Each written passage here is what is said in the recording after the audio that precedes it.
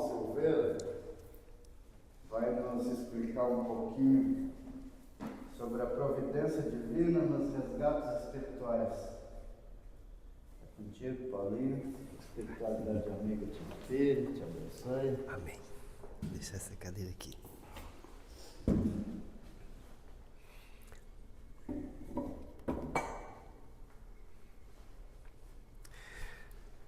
Jesus, certa vez, estava numa casa cujo dono da casa era considerado uma pessoa de má vida, um fariseu, uma pessoa que não tinha bons adjetivos não. E foi um escândalo, porque disseram, como é que ele, o Salvador, vai entrar numa casa como aquela pessoa ali é uma pessoa de má vida. E é interessante que Jesus sempre falou, sempre disse, sempre explicou que é justamente para essas pessoas que ele veio. Ele não veio para os sãos, né? Ele não veio para os sadios, para as pessoas que já eram de moralidade reta. Não, ele veio para as pessoas de má vida, para as pessoas, né? Para todas aquelas pessoas que realmente precisavam de retomar o caminho certo. E para explicar isso, Jesus contou aquela famosa história, né? A parábola da ovelha perdida. Contou outras também, mas essa é a que a gente vai trazer hoje, a parábola da ovelha perdida. É muito interessante as parábolas de Jesus, porque toda a parábola de Jesus ela tem um infinito aprendizado.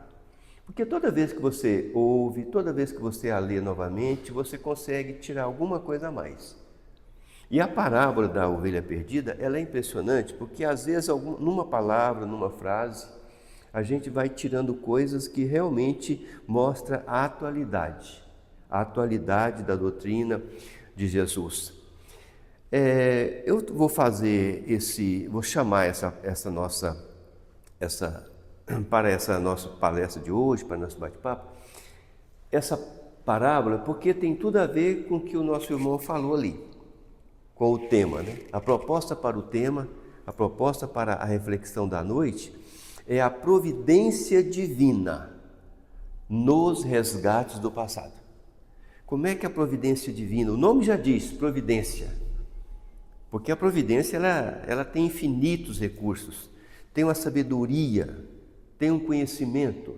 Então, para que ela possa agir, atuar nos resgates do passado, é bom que a gente conheça um pouquinho, para que a gente possa realmente aproveitar o máximo, né, que a ciência espírita tem para nos dizer. Então, relembrando um pouco a parábola, é o seguinte, Jesus fala, tinha um pastor, né, ou qual o pastor que tendo 100 ovelhas, uma se desgarra e ele vai para tudo, deixa as 99 no local seguro e vai em busca daquela ovelha que desgarrou. E quando acha, faz uma festa. Pega ela, coloca aqui no ombro, né? Aconchega aqui e vai feliz da vida e ainda chama os vizinhos para comemorar. Venha comemorar comigo, porque a minha ovelha estava perdida e eu a encontrei. Então são uns detalhes interessantes, né? E é interessante que numa situação outra, Jesus fala assim, no Evangelho de João, capítulo 10, versículo 11, Jesus fala assim, eu sou o pastor, o bom pastor, e eu dou a minha vida pelas minhas ovelhas.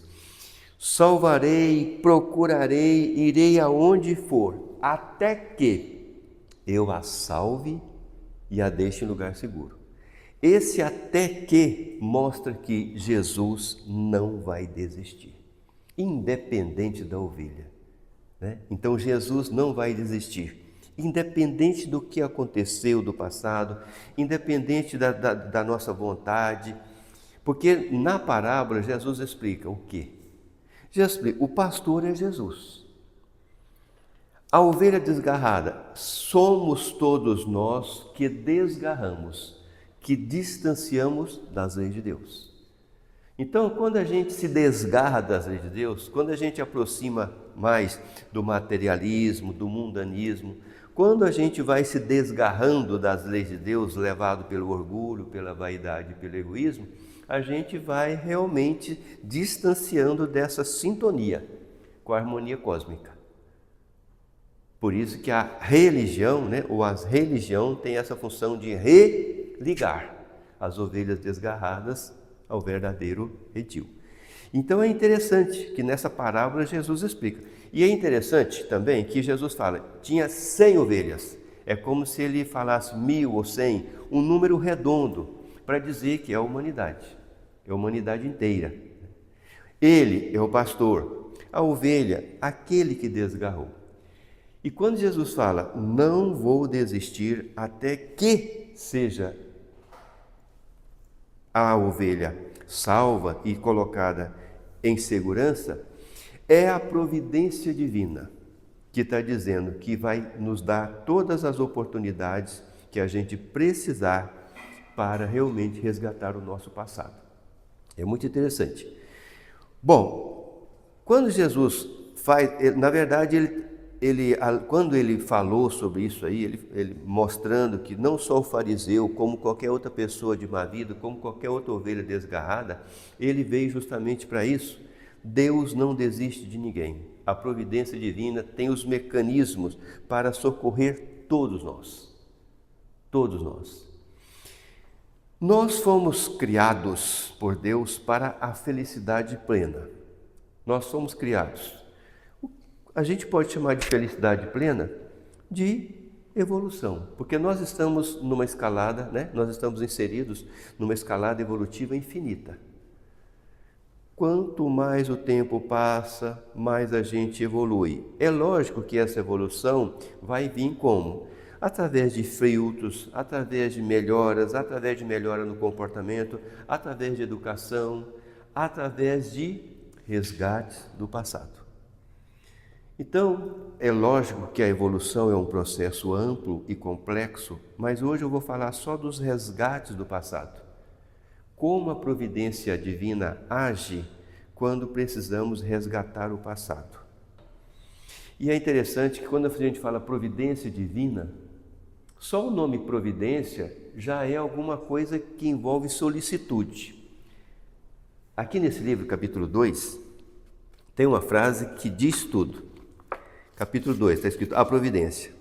A providência é a solicitude de Deus para com as criaturas. Só essa primeira frase desse capítulo 2, onde explica justamente a providência, é tudo. A providência é a solicitude de Deus para com as criaturas. O que é solicitude? É respeito? É. É carinho? É. É atenção? É. Aquela pessoa era solícita. Ela é educada? Muito mais do que isso. Então, solicitude é carinho, é atenção, é amor, é prazer. É uma boa vontade infinita em ajudar alguém, independente se aquele alguém merece ou não. A pessoa que é solícita, ela está sempre alegre, está sempre de bem com a vida, tem um prazer imenso em ajudar a pessoa. Se vai ser recompensado ou não, isso ela não está preocupada. Solicitude. E a providência divina, olha só, Kardec foi muito feliz mais uma vez nessa expressão. A providência divina é a solicitude de Deus para com as criaturas. E aí, ao longo das encarnações, todos vão receber as oportunidades, as situações que mais forem necessárias para o seu resgate do passado. Tem uma mulher, que ela provocou 25 abortos. E quando chegou no plano espiritual, ela arrependeu amargamente.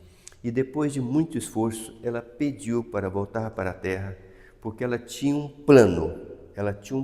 E o plano dela chamava, naquela época, orfanatos. Só que ela veio com tanta força, com tanta vontade, com tanta determinação, que ela tinha 25 eu assassinei. pela minha luxúria, pela minha vaidade, 25. E ela reencarnou e em 25 cidades ela construiu um orfanato. Um orfanato. E esse orfanato deu vida a mais de 100 vidas. Olha só, será que ela resgatou o passado? Será que ela resgatou? E é interessante, né? Fez muito mais do que isso. Então Deus permite o mal na terra porque sabe que desse mal vai sair um bem maior. Porque a pessoa vai chegar um dia, vai olhar para trás e... Peraí, o que eu fiz? O que eu fiz? E no plano espiritual, você tem todo o tempo do mundo, tem toda a consciência do mundo e tem o futuro pela frente. E ainda tem a equipe espiritual para te ajudar a se recompor, a recentralizar. Não, agora é assim.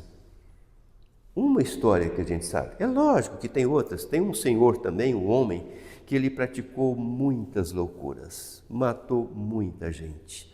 No plano espiritual, quando ele viu aquele passado dele, ele falou assim: eu vou voltar para a Terra quando eu conseguir voltar.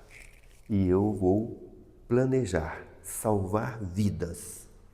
E ele escolheu uma região da Terra que frequentemente acontecia muitos incêndios. Incêndio nas florestas, queimava a cidade toda. E ele veio com essa tarefa.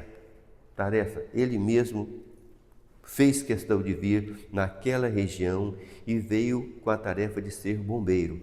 Só que ele não foi um simples bombeiro. Ele foi um bombeiro que, mesmo que o comandante falava, não vai, porque está incontrolável, ele fala, deixa, comandante, que eu tenho técnicas que eu mesmo aperfeiçoei, eu vou salvar as pessoas que estão ali. E salvava. Ele não era imprudente. Não, ele veio com tanta determinação que ele desenvolveu técnicas de salvamento que realmente ficou para a posteridade. E ele não só fez isso, ele não fez somente isso, ele também inventou, criou situações onde os incêndios poderiam ser combatidos com mais rapidez. Então, a partir disso, ele salvou muitas vidas. Então, a providência divina, ela encontra os recursos. É lógico que vai depender da pessoa, da vontade, da determinação. Não, eu fiz isso, eu quero me reparar no meu passado de culpa. Mas nós estamos falando aqui, o tema hoje é a providência divina nos resgates nossos. Então a providência divina, se você tiver coragem, se você tiver vontade, a providência divina vai te cercar de todas as situações para que você realmente resgate esse passado de culpas. Porque a providência divina, ela conhece a gente muito mais do que nós mesmos. Às vezes você quer, nossa, eu vou descer agora, na próxima encarnação eu quero 10 itens de sofrimento. A providência divina, calma. Não, eu quero resolver tudo numa tacada só, vai ser à vista. A providência divina, calma, não é assim. Já que você está com tanta vontade, use essa vontade para pensar. Vamos fracionar isso aí. Para que tanto peso numa encarnação só? Muito peso o corpo físico não aguenta. Você quer compromissos agora porque você está fora do corpo. Mas no corpo você vai ter alimento, vai calor, frio, aonde você vai, né? Então, ao reencarnar, você vai atrair condições materiais que você vai ter cuidados especiais. Aqui é fácil decidir, lá não. Então a providência divina, lá mesmo, já ajuda a gente a resgatar o passado. E às vezes, quando a providência divina vê que é possível a gente investir mais, ela mesma, não, isso aqui dá para você passar. E graças a Deus, não é só a justiça que está em jogo. Graças a Deus, a misericórdia. Isso que é bom. Porque às vezes você deve pra caramba, o seu passado foi muito... Mas a misericórdia influencia. Às vezes você realmente, o seu passado foi muito tumultuado, foi muito comprometedor. Mas Deus é amor. Deus não castiga. Deus é amor. Ele quer que você realmente repare aquele passado com calma, com equilíbrio, aprendendo a lição que justifica a presença daquela dor. É isso que Deus quer. Deus quer evolução. E é tão interessante que às vezes a pessoa se culpa, se prende, e a providência divina fala: a culpa não é sua, calma. Não, eu quero, eu não valho nada, eu sou isso. Calma, a culpa não é sua. Até isso a providência divina faz.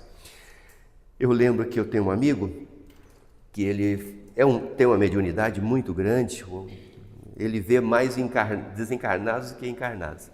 E certa vez ele estava dando uma palestra, e no final da palestra, uma mulher começou a chorar.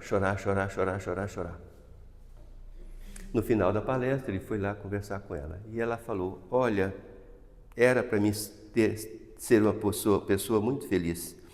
Eu tenho uma filha maravilhosa, eu tenho netos maravilhosos, mas não me sai da cabeça 4 abortos que eu fiz.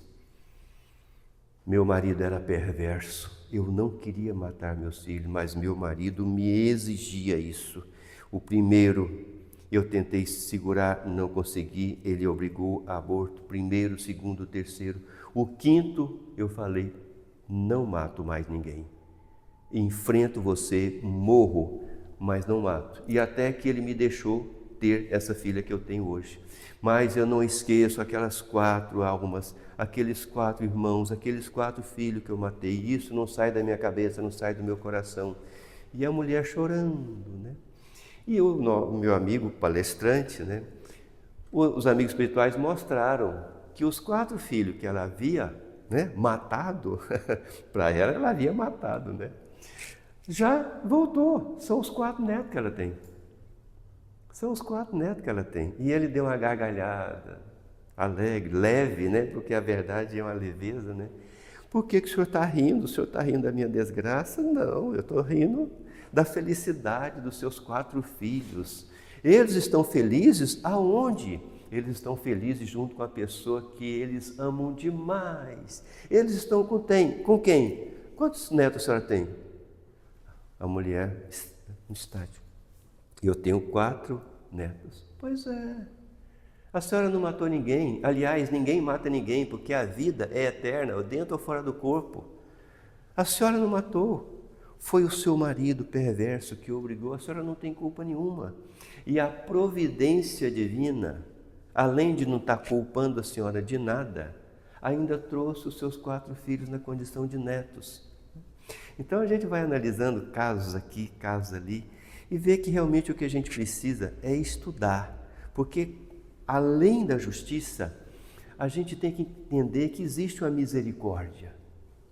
Existe uma misericórdia, cada um segundo as suas obras, mas dentro do que pode, dentro do que é possível, dentro do que a pessoa dá conta. Às vezes a pessoa tem um passado a resgatar, mas ele não tem a mínima condição de resgatar aquele passado na atual encarnação.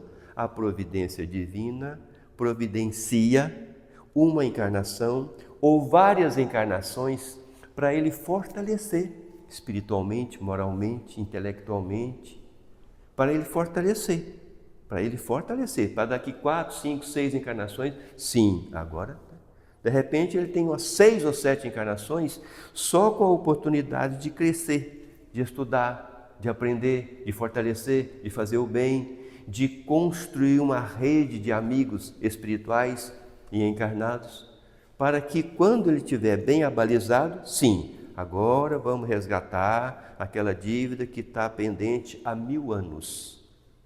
Mas é preciso resgatar o passado? Mas é lógico, né, gente? É lógico, porque é como, às vezes a pessoa precisa resgatar o passado, será que Deus não perdoa? Ora, o próprio Jesus fala: daí não saireis até que seja pago até o último centil. Quando a gente deve, na verdade, a gente é que faz questão.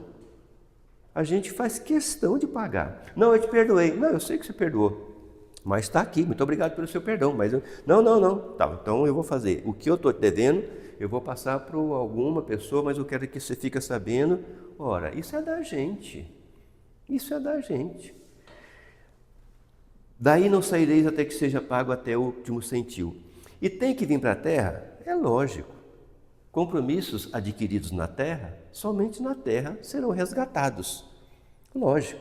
É lógico também que você vai aprender no plano espiritual, aprende muito, treina, ensaia.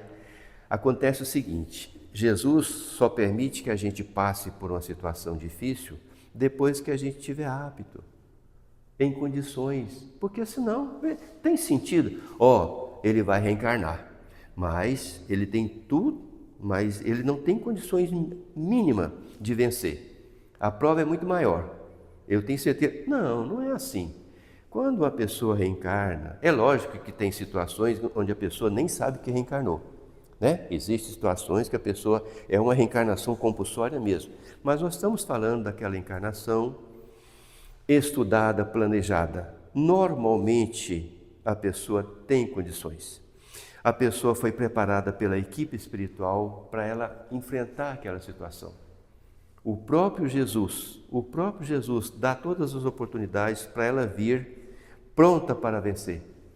Por isso que é bom a gente estudar o Espiritismo, compreender o que é anjo da guarda, o que é assistência espiritual, o que é providência divina, como foi programada a minha encarnação. A gente não tem ideia da nossa programação, mas tem ideia de como é programada uma encarnação baseado nos livros de Allan Kardec e de André Luiz. André Luiz, através das suas 15, 16 obras, ele fala como é que é a programação, a escolha do pai, a escolha da mãe, o que vai ser tratado na Terra. Qual é a problemática para a atual encarnação? É dinheiro? É sexo? É emocional? O que você vai trabalhar na Terra? Então você precisa de ir numa família tal, vai ser o primeiro filho, o segundo filho, vai ser filho único.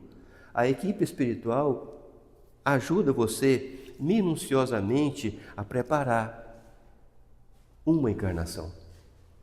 Qual o país que é melhor? Nessa atual encarnação, qual o país que é melhor? Nessa atual encarnação que você vai vivenciar, qual religião que é melhor?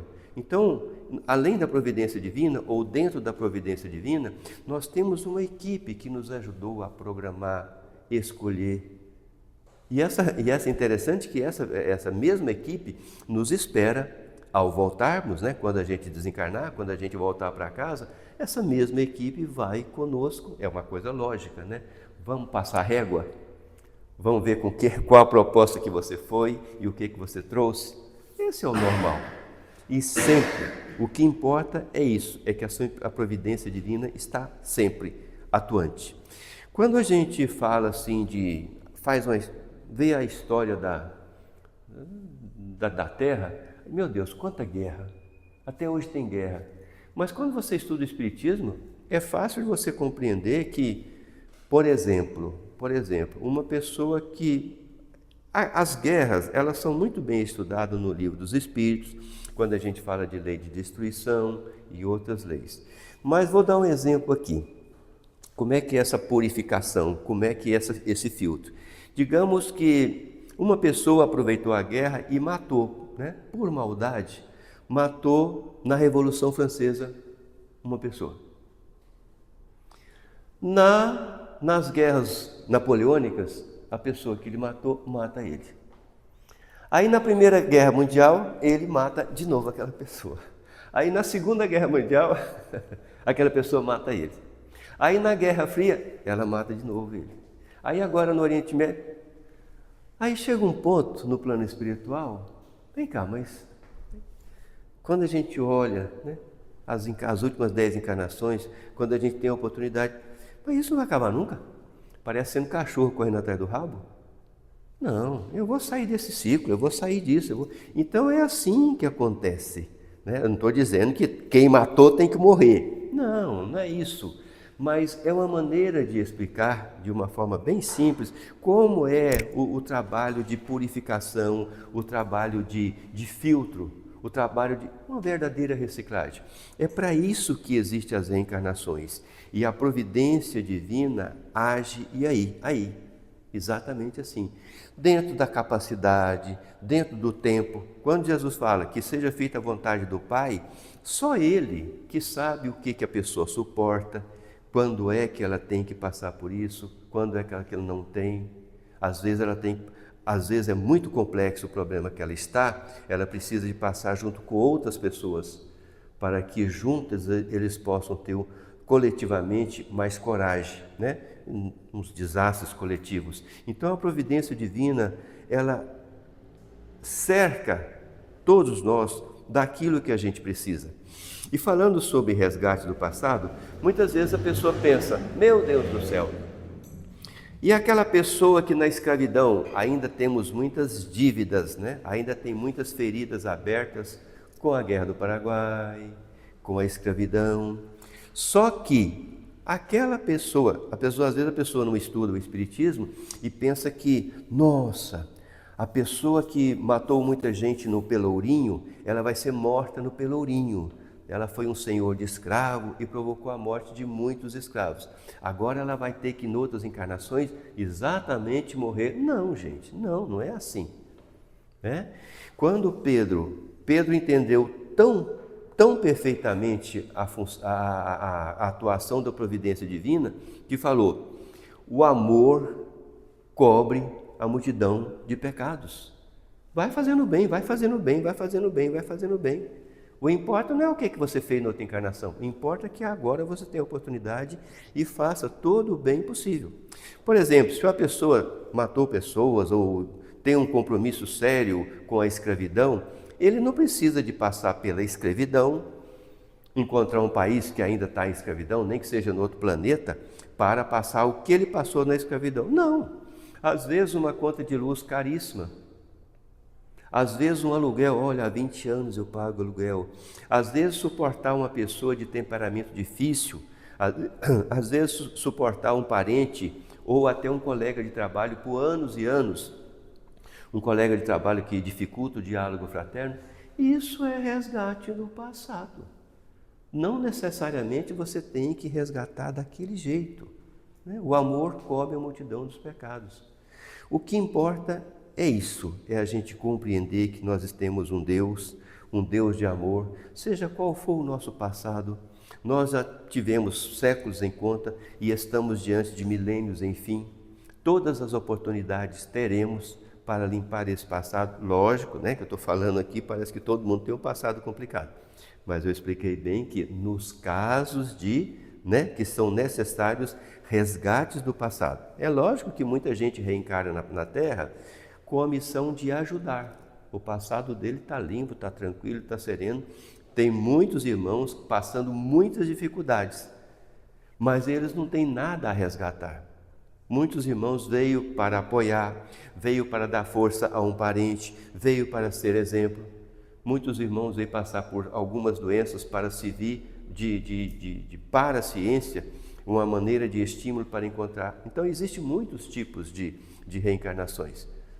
Não é todas as pessoas que estão aqui que têm um passado a resgatar. Não, tem pessoas que o passado está, graças a Deus, já está tudo resgatado. Ele veio para ajudar, ele veio para colaborar.